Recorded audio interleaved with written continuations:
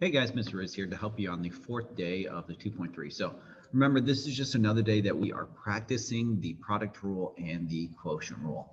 So we're really here just kind of making sure we understand what it is, when to use the product rule, when to use the quotient rule. So this video is going to be fairly short just because I want you guys to try on your own and practice this basically method or process. Remember, you guys can go ahead and look at the answer key that's online to see what the answer is, but go through the work to get this set up. Now I'm going to go through trying to give you guys a couple hints on each one of these to go through just to help you out.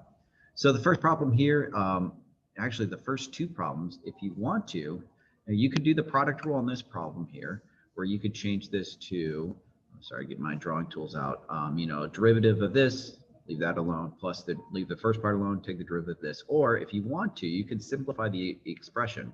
You could distribute the x squared, or x to the fifth plus x squared, and then distribute the 1 plus x cubed plus 1, and just do basic power rule of that.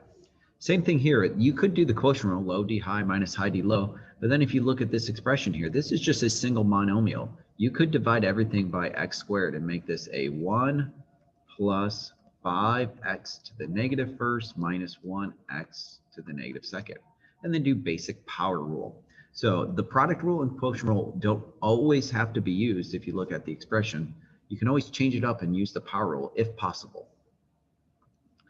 Okay, next problems here. Okay, so these problems here you are going to kind of have to deal with. Now this one here, if we look, we got 1 minus x over x plus 1 squared to the negative first. So really, the 1 minus x is going to stay on the top. The x plus, or 1 plus x squared, is going to move down to the bottom because it's to the negative first power. So this problem we do have to rewrite so you can do the quotient rule. So you'll do low d high minus high d low all over low low.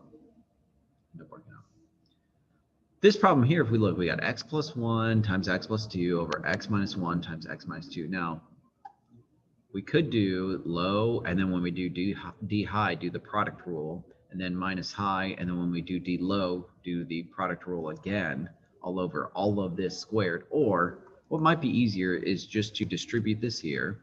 So this would be what, an x squared plus a 3x plus 2. And this one would be an x squared minus 3x plus 2.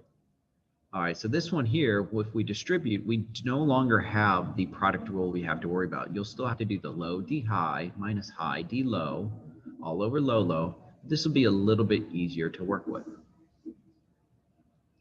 All right, let's look at the rest of them. See if we can make them a little bit easier for you. All right, this one shouldn't be too bad here. Just remember the derivative of e to the x is e to the x. This one here, you do have to do the product rule for the 2x times the cosine x. But then the minus 2 sine of x, that is just the normal rule. So you'll do the product rule for this one, but you can actually leave that one kind of alone. All right, next one here, that's just straight up quotient rule, not too bad. Straight up quotient rule, not too bad. So, all right, what is going on with this one? This one actually isn't too bad if you just realize that this, even though we got 3 minus 1 over x, if you just change this to 3 minus x to the negative first over x plus 5. And it's just simply low d high minus high d low over low low. So check your answers with the answer key. Try to see if you got a problem wrong, where did you make your mistake? And if you guys have any questions, you need to reach out and ask. You guys have a great day. I will see you next time for part 5. Adios.